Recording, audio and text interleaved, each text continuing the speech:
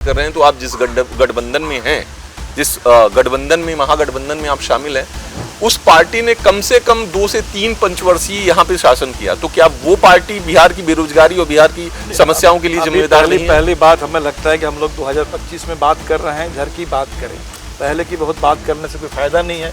2004 के बाद जिनके भी नाम चढ़े 5 करोड़ बिहार के हर नौजवान को शक की नज़र से देखना कि बिहार का हर नौजवान जो है वो कहीं बांग्लादेश से आया हुआ है, वो बिहार का हर मजदूर वो कहीं म्यांमार से आया हुआ है, ये संदेह ये पूरे देश के आम नागरिकों के बारे में कि आप नागरिकता साबित करो, तो लोगों के प्रति ये शक का जो नजरिया है ये पहले कभी नहीं था।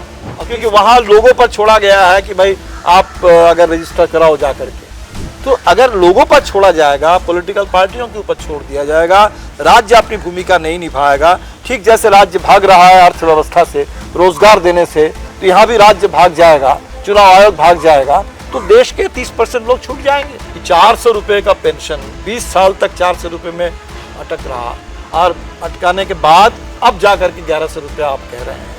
आज तक बिहार के रसोइया बहनों को 1650 रुपये मिलते हैं, हिंदुस्तान में सबसे कम, वो भी महीने में, साल में 10 महीने। अब उन्होंने कहा इतने आंदोलनों के बाद अब वो कह रहे हैं कि हम उसको डबल करेंगे।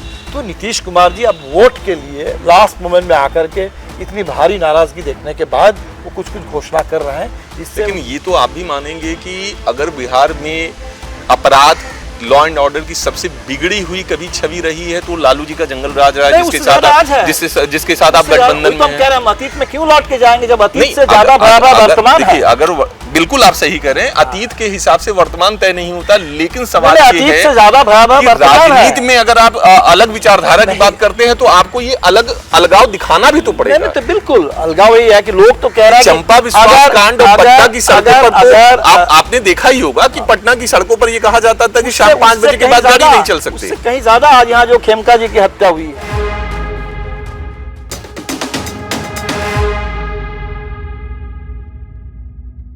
बिहार विधानसभा चुनाव की तैयारी पूरी तरह से एक तरफा नजर आ रही है। क्योंकि अभी जिस तरह से एनडीए का खैमा, उसमें प्रधानमंत्री नरेंद्र मोदी जी विशेष तौर पर विकास कार्यों की बात कर रहे हैं, आरोप प्रत्यारोप की राजनीति नहीं हो रही है, लेकिन महागठबंधन पूरी तरह से एसआईआर और अन्य मुद्दों पर भी आक्रामक रुख अपनाए हुआ है। महागठबंधन की रैलियों में आपने राहुल गांधी और तेजस्वी यादव, ये 2 बड़े चेहरे तो देखे होंगे, लेकिन एक चेहरा और भी है जो अपने बेबाक बयानों से बहुत तेजी से जाना जाता है, और वो चेहरा इस समय महागठबंधन में तीसरे प्रमुख चेहरे के रूप में नजर आ रहा है। वो चेहरा और कोई नहीं, दीपांकर भट्टाचार्य जी हैं। दीपांकर जी आज नवभारत की इस खास पेशकश में बिहार चुनाव कैसा है में हमारे साथ मौजूद है। दीपांकर जी बहुत बहुत स्वागत है आपका। पहला सवाल तो आपसे एसआईआर के मुद्दे पर ही है कि आपने बयान देते देते यहाँ तक कह दिया कि जनता का मताधिकार और संविधान खतरे में है, इसके मायने क्या है? बिल्कुल इसमें देखिए, वोटिंग राइट संविधान में बहुत बुनियादी राइट है, सबसे बुनियादी राइट है जी। और जिस तरह से बिहार में नाम काटे जा रहे हैं, 65 लाख में कौन लोग हैं? 35 लाख बिहार के प्रवासी मजदूर जो बेहतर मजदूरी, बेहतर नौकरी की तलाश में जॉब बाहर जाते हैं, रोजगार की तलाश में। अब उनको बिहारी मजदूर को बाहरी मजदूर घोषित कर दिया जा रहा है, मतदाता सूची से बाहर है। महिलाओं के नाम बड़े पैमाने पर कट रहे हैं, बिहार के जो भूमिहीन गरीब है उनके नाम कट रहे हैं। तो इसीलिए जब इतने बड़े पैमाने पर नाम कटे जाएंगे तो निश्चित तौर पर ये तो कोई 1-2 की घटना नहीं है, कोई अपवाद नहीं है, ये तो एक पैटर्न बन रहा है। बड़े पैमाने पर लोगों के मताधिकार के ऊपर हमला, और मताधिकार पर हमला, संविधान पर हमला, और इसीलिए हम लोगों ने इसको मुद्दा बनाया। और हमारी यात्रा चल रही है, उस यात्रा का नाम ही है वोटर अधिकार यात्रा, क्योंकि ये सिर्फ कोई एक आध आदमी के वोटिंग राइट का सवाल नहीं है, पूरे बिहार के। और ये एसआईआर बिहार के लिए भी नहीं है, ये एसआईआर की शुरुआत बिहार में हो रही है, लेकिन एसआईआर का हमला होगा पूरे देश पर। दूसरी बड़ी बात इसमें बड़ी बात है जिस पर बहुत सारे लोगों ने कहा, और इसके कॉन्स्टिट्यूशनलिटी पर सुप्रीम कोर्ट में भी बातें हुई है, अभी तक सुप्रीम कोर्ट ने उस पर कोई टिप्पणी नहीं की। ये पहली बार देश में हो रहा है कि मतदाता से पूछा जा रहा है कि आप कोई डॉक्यूमेंट दो, आप कोई फॉर्म फिलअप करके दो, और आप फॉर्म फिलअप करके नहीं देंगे तो आपका नाम कट जाएगा। ऐसा हिंदुस्तान में 75 साल के इतिहास में कभी नहीं हुआ है। और इसका परिणाम क्या निकला, अभी हमने बताया, हमारे पास अभी आरा से खबर आई, वहाँ 84 साल के भोजपुरी कवि कृष्णदयाल सिंह, जिनका नाम अभी 2025 के जनवरी महीने में समरी रिविजन के बाद नाम थे, अब उनका नाम ना तो डिलीटेड लिस्ट में है और ना अभी जो ड्राफ्ट वोटर लिस्ट है उसमें है। मतलब उनको त्रिशंकु बना दिया गया। तो बिहार के साथ तरह तरह के मजाक हो रहे हैं। सुप्रीम कोर्ट की टिप्पणी का आप हवाला कर रहे हैं। आपने खुद ही कहा कि सुप्रीम कोर्ट ने अभी कोई फाइनल जजमेंट और फाइनल कमेंट नहीं किया है, लेकिन जिस तरह से देखा जाए तो चुनाव आयोग की निष्पक्षता पर आप भी सवाल उठा रहे हैं, आपकी पार्टी भी सवाल उठा रही है। पहले भी चुनाव आयोग सक्रिय रहा है, मतदाता पुनरीक्षण कार्यक्रम होता रहा है, चुनाव आयोग पहले करता रहा है। पहले की बात में अब में क्या विशेष अंतर है आप जिस पर आप लोगों को अंतर ही अंतर है। इस तरह का पुनरीक्षण इससे पहले कभी नहीं हुआ कि जिसमें घर घर एन्यूमरेशन फॉर्म बांट दिया गया। लोगों को घर घर जाते हैं, जाकर के वेरीफाई करते हैं कि आप एग्जिस्ट करते हैं कि नहीं, कोई मर तो नहीं गए हैं, कहीं परमानेंटली कहीं चले तो नहीं गए हैं। ये वेरिफिकेशन होता रहा है, लेकिन यहाँ वेरिफिकेशन नहीं हुआ। यहाँ मतदाताओं को एक जिसको कह रहे हैं कि कोई एन्यूमरेशन फॉर्म है, वो फॉर्म थमाया गया और फॉर्म अगर आप भर के नहीं देंगे तो आपका नाम कट जाएगा। ये जो अभी 65 लाख लोगों के नाम कटे, उसका बुनियादी बेसिस ये है कि 65 लाख एन्यूमरेशन फॉर्म वापस नहीं आया। तो मेरे ख्याल से एन्यूमरेशन फॉर्म के आधार पर लोगों का नाम काटना ये पहली बार हिंदुस्तान में हो रहा है, और अगर ये परिपाटी बन जाए तो आगे और बहुत बड़े नाम पैमाने पर लोगों के नाम कटेंगे। दूसरा है कि इससे पहले मान लिया जाता था कि इस देश में आप हैं तो आप भारत के नागरिक हैं। अगर आपके बारे में कहीं कोई ठोस शिकायत हो, कोई आधार हो, तब आप नागरिक है कि नहीं है उसके बारे में जांच पड़ताल की जाती थी। लेकिन थोक भाव से 2004 के बाद जिनके भी नाम चढ़े 5 करोड़ बिहार के हर नौजवान को शक की नज़र से देखना कि बिहार का हर नौजवान जो है वो कहीं बांग्लादेश से आया हुआ है, वो बिहार का हर मजदूर वो कहीं म्यांमार से आया हुआ है, ये संदेह ये पूरे देश के आम नागरिकों के बारे में कि आप नागरिकता साबित करो, तो लोगों के प्रति ये शक का जो नज़रिया है ये पहले कभी नहीं था। और तीसरी बड़ी बात है कि इसमें चुनाव आयोग या भारत में भारतीय राज्य उसकी जिम्मेदारी होती थी। पूरा एम्फेसिस ये रहता था कि एक भी नाम ना छूटे। जैसे पल्स पोलियो कैंपेन में भी हम लोग कहते थे कि एक भी ना छूटे, तो ज़्यादा से ज़्यादा लोगों को मतदाता बनाओ। भारत में 100% मान लीजिए अगर मतदान करने लायक जो आबादी है उसमें 97% उसका सच में एक तरीके से मतदाता सूची में नाम है। तो भारत का हाई परसेंटेज है। अमेरिका में ये परसेंटेज बहुत कम है, 70 के आसपास है, क्योंकि वहाँ लोगों पर छोड़ा गया है कि भाई आप अगर रजिस्टर कराओ जा करके। तो अगर लोगों पर छोड़ा जाएगा, पॉलिटिकल पार्टियों के ऊपर छोड़ दिया जाएगा, राज्य अपनी भूमिका नहीं निभाएगा, ठीक जैसे राज्य भाग रहा है अर्थव्यवस्था से, रोजगार देने से, तो यहाँ भी राज्य भाग जाएगा, चुनाव आयोग भाग जाएगा, तो देश के 30% लोग छूट जाएंगे। इस देश के गरीब वोट नहीं डाल पाएगा जो गरीब के पास। आपने बड़ा मौजूद सवाल किया कि बेरोजगारी की आपने बात की। सबसे सीधा सवाल है कि 2 सवाल मेरे हैं कि पहली बात तो अगर बेरोजगारी की बात होती है, पहले भी ऐसा हुआ है कि इसी बिहार में बूथ कैप्चरिंग जैसी घटनाएं हुई हैं, तब जिनकी सरकारें हुआ करती थी, पॉइंट 1। सेकंड, आप जब रोजगार की बात कर रहे हैं तो आप जिस गठबंधन में हैं, जिस गठबंधन में महागठबंधन में आप शामिल हैं, उस पार्टी ने कम से कम 2 से 3 पंचवर्षीय यहाँ पे शासन किया। तो क्या वो पार्टी बिहार की बेरोजगारी और बिहार की समस्याओं के लिए जिम्मेदार नहीं है? पहली बात हमें लगता है कि हम लोग 2025 में बात कर रहे हैं, घर की बात करें। पहले की बहुत बात करने से कोई फायदा नहीं है। ना हम बहुत पहले की बात करेंगे और ना हम अमित शाह की तरह कहेंगे कि भाई आपको मतदाता सूची पुनरीक्षण से क्या दिक्कत है। 2061 में भी तो हुआ था, 2070 में भी हुआ था। ना हम अमित शाह की तरह ऐसी बात करेंगे और ना हम वो 1947 की बात करने के लिए आप देखेंगे कि सारे लोग इतिहास की भी बात करते हैं, वर्तमान की भी करते हैं, भविष्य की भी करते हैं। इतिहास की बात इसलिए करते हैं कि इतिहास से कोई सबक ले रहा है। हाँ, वर्तमान की बात हम करेंगे। अभी हमारे पास जो ताजा है, 2020 का विधानसभा चुनाव हम लोग लड़े थे, रोजगार के सवाल को ही प्रमुख बना करके लड़े थे। और जब हम लोगों ने 10 लाख रोजगार का वादा किया कि खाली पदों को भरा जाएगा, उस समय नीतीश जी कहते थे कि पैसा कहाँ से आएगा। अब देखेंगे कि जिस समय 17 महीने के लिए नीतीश जी हम लोगों के साथ आए थे, उसी समय में 5 लाख बिहार में बहुत बड़े समय दिनों के बाद स्थायी नौकरी मिली। तो हमें लगता है कि ये स्थायी नौकरी, सरकारी नौकरी, ये आज भी बड़ा एजेंडा है। और सरकारी नौकरी से बाहर भी बड़े पैमाने पर रोजगार सृजन, ये भी बिहार के लिए बड़ा एजेंडा है। इस एजेंडे पर तो हम ही लोग काम कर रहे हैं। अब तो इस बार नीतीश जी, अभी तो चला चली का बेला है, और अभी देखिए हम लोग जो मुद्दे उठाते रहे हैं उन्हीं मुद्दों पर धीरे धीरे कुछ बोल रहे हैं। हमारे पालीगंज के विधायक हैं, जेएनयू के पूर्व नेता संदीप सौरभ जी लगातार उठाते रहे कि भाई दिल्ली पंजाब में अगर 200 यूनिट बिजली फ्री मिलती है तो बिहार में जहाँ सबसे ज़्यादा गरीबी है, बिहार सरकार के अपने सर्वे ने कहा कि 94.5 लाख परिवार 6,000 से कम आमदनी पर किसी तरह जिंदा है, तो उस परिवार से आप बिजली बिल क्यों देंगे, तो उस परिवार को फ्री बिजली क्यों नहीं मिलेगा। तो नीतीश जी कहते थे कि फ्री बिजली किसी को नहीं मिलेगी, और अब वही नीतीश कुमार चलते चलते अभी कह रहे हैं कि हम 125 यूनिट बिजली फ्री देंगे।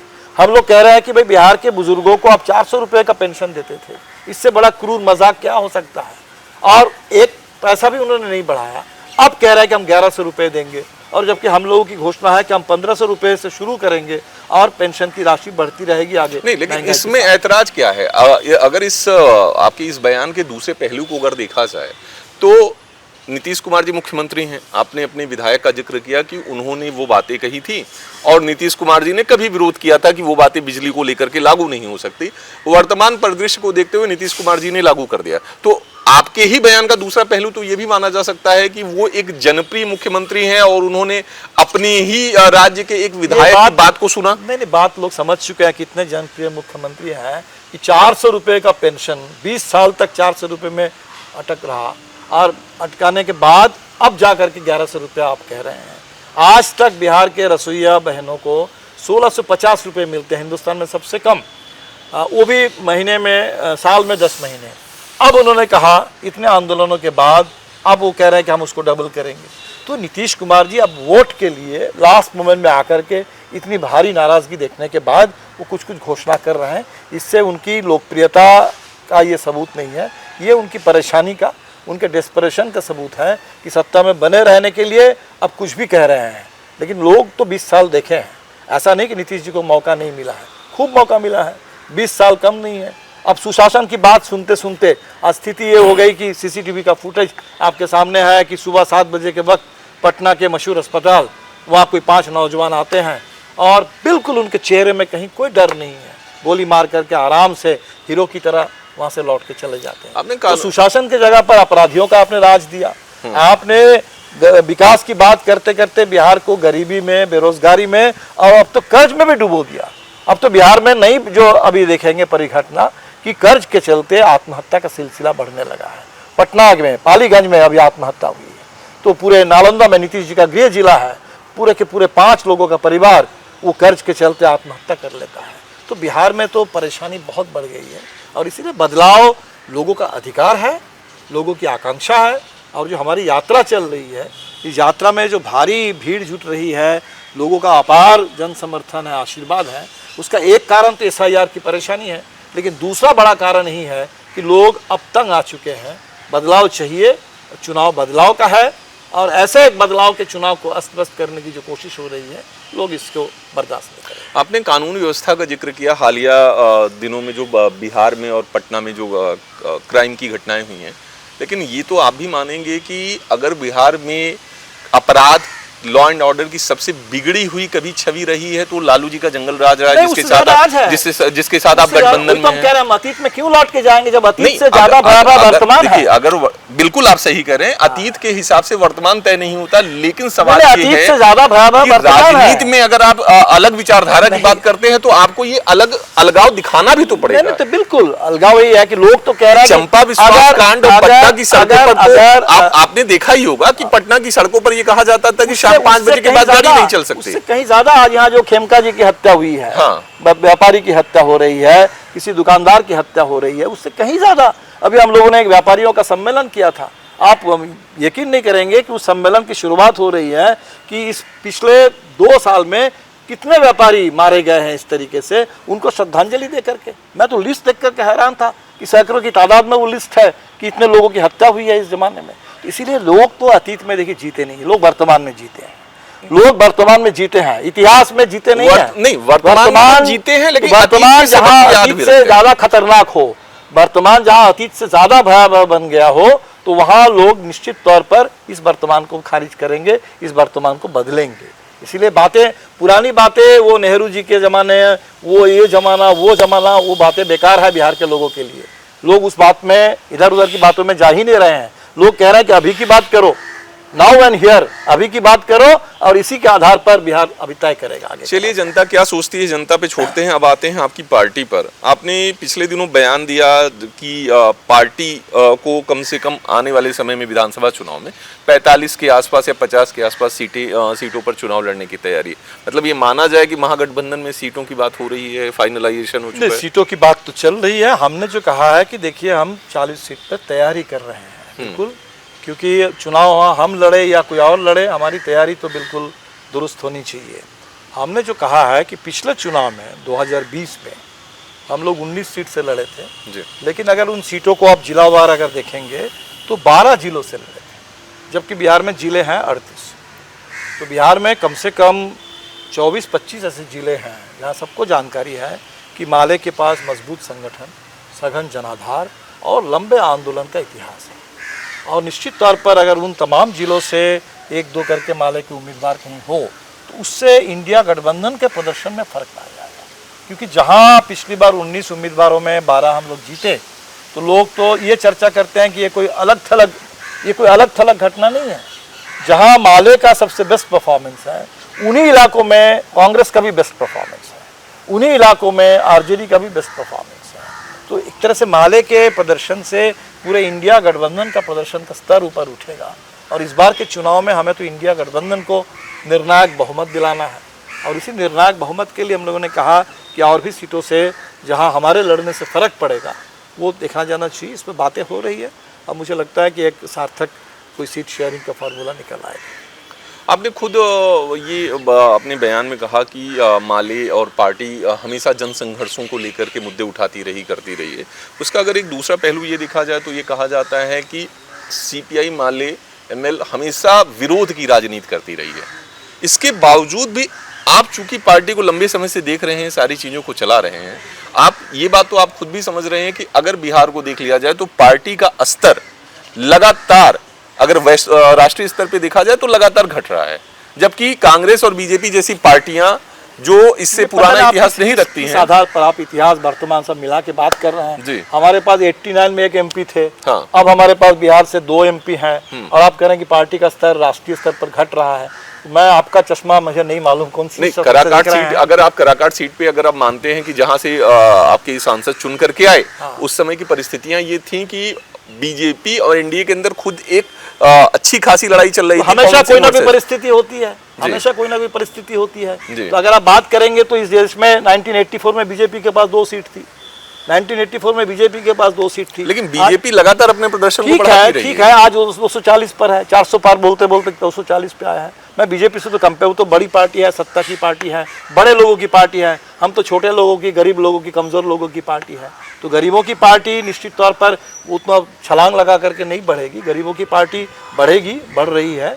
और हमें लगता है कि पूरे बिहार के लोग तो यही कहते हैं कि एक पार्टी है जो पार्टी हमेशा हर विपरीत स्थिति में लड़ती रही है, टिकी रही है। और आज जब देश को सबसे ज़्यादा एक मजबूत कम्युनिस्ट पार्टी की ज़रूरत है, उस समय माले के पास 1 दर्जन विधायक हैं, झारखंड में 2 विधायक हैं, संसद में 2 सांसद हैं, तो लड़ने की ताकत के साथ माले आगे बढ़ रही है। मेरे ख्याल से मेरे पास तो यही रिपोर्ट आती है, लोग चाहते हैं कि माले और आगे बढ़े।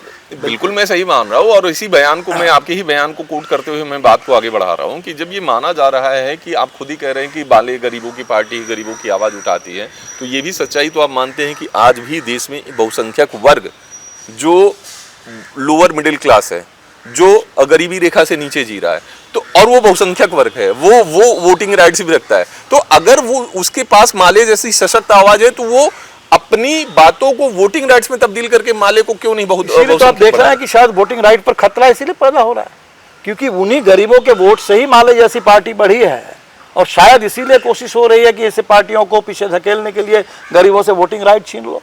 तो मैं तो मानता हूं कि गरीबों के वोट पर ही जो हमला हो रहा है, आपने बूथ कब्जा की बात की, एक समय था बिहार में वोटर लिस्ट में नाम होता था, वोटर लिस्ट में नाम होते हुए भी वोट डालने का अधिकार नहीं मिलता था क्योंकि सामंती ताकतों का दबदबा था, अपराधी ताकतों का दबदबा था। वो सामंती ताकतें कौन थी? अच्छा, वही सामंती ताकतें भाजपा में है, उन्हीं सामंती ताकतों के सबसे बड़ी जो दुकान है हिंदुस्तान में, उसी का नाम है, उस दुकान का, उस ब्रांड का नाम है भारतीय जनता पार्टी। लेकिन उस लंबे समय तक मैं वही कह रहा हूँ, आरजेडी का और कांग्रेस का यहाँ पे शासन रहा था। वो जो ठीक है, वो तो करते हैं, हाँ। लेकिन वो जो ताकतें थी जो गरीबों को जनसंहार करके वोट नहीं दे करके रोकने की कोशिश कर रही थी, आज वो सत्ता में है और कोशिश कर रहे हैं। इसलिए वो बूथ कब्जा था। नहीं, वो कैसे सत्ता में है तब, जबकि बीजेपी बिहार में कभी यहाँ पे अपने बलबूते सरकार में ही नहीं आई। अपने बलबूते रहने की क्या जरूरत है? कि 20 साल से बीजेपी की सरकार नहीं चल रही है? क्या बीजेपी की सरकार आप तभी मानेंगे कोई योगी आदित्यनाथ बुलडोजर लेके आ जाए, कोई गिरिराज सिंह बुलडोजर लेकर के मुख्यमंत्री बन जाए, तभी आप मानेंगे कि बिहार में भी मानते हैं कि सरकार का चेहरा यही होता है कि जब वो व्यक्ति मुख्यमंत्री की कुर्सी पर बैठे। 20 साल से मानता हूं कि बिहार में बीजेपी की सरकार चल रही है। पहले सुशील मोदी जी होते थे, हाँ। और जब से नरेंद्र मोदी जी आ गए, सुशील मोदी जी तो आप गुजर गए हैं, तब से तो और ज्यादा।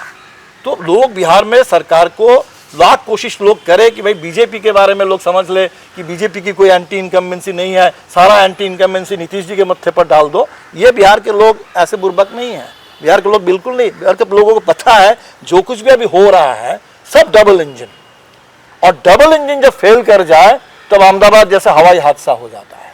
तो अब बिहार में डबल इंजन फेल कर गया है, दिल्ली वाला इंजन भी, पटना वाला इंजन। आप अहमदाबाद जो एयरप्लेन का हादसा हो उसके लिए आप सरकार की नीतियों को जिम्मेदार मानते हैं? हम कह रहे डबल इंजन फेलियर ना लोग।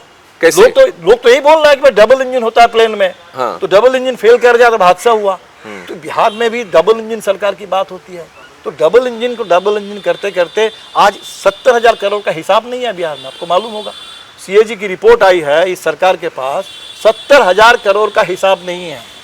तो जो सबसे ज्यादा सुशासन, पारदर्शिता, विकास, न्याय की बात करने वाले, तो बिहार में मेरे ख्याल से जो बातें आप कर रहे हैं वो बातें एक समय थी। एक जरूर 2010-15 तक नीतीश जी के नाम पर वोट मिलते थे, लेकिन आज की स्थिति बिल्कुल बदली हुई है और लोग उब चुके हैं। और इसीलिए लोगों को मौका दीजिए, लोग मौका ले, अगर वोट सही से डाल पाएंगे, मतदाता सूची साफ सुथरी होगी, तो मेरे ख्याल से लोग बदलाव लाएंगे बिहार में।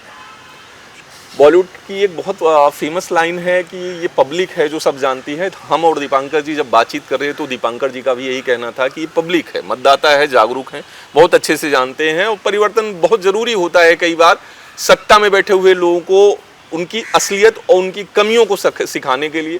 फिलहाल देखना ये दिलचस्प होगा कि आने वाले विधानसभा चुनाव में माले की भागीदारी क्या होती है, और माले क्या सत्ता, अगर महागठबंधन सत्ता में आती है तो माले की भूमिका क्या होगी। पब्लिक से भी ज्यादा इंपॉर्टेंट रिपब्लिक भी है, और वो रिपब्लिक कॉन्स्टिट्यूशन से चलता है, इसीलिए वो we the people of India, और वो रिपब्लिक की पूरे। लेकिन ये आप मानते हैं कि ये भारत के लोकतंत्र की खूबसूरती ही है कि अगर कोई अहम में आता है तो जनता उसे उखाड़ फेंकती है। इंदिरा गांधी जैसा इतिहास देश में रहा है। बिल्कुल बिल्कुल बिल्कुल। तो अभी तक के लिए दीपांकर जी के साथ बहुत ही अच्छी बेबाक बातचीत हुई। आगे की इजाजत दीजिए, फिर बात करेंगे। शुक्रिया।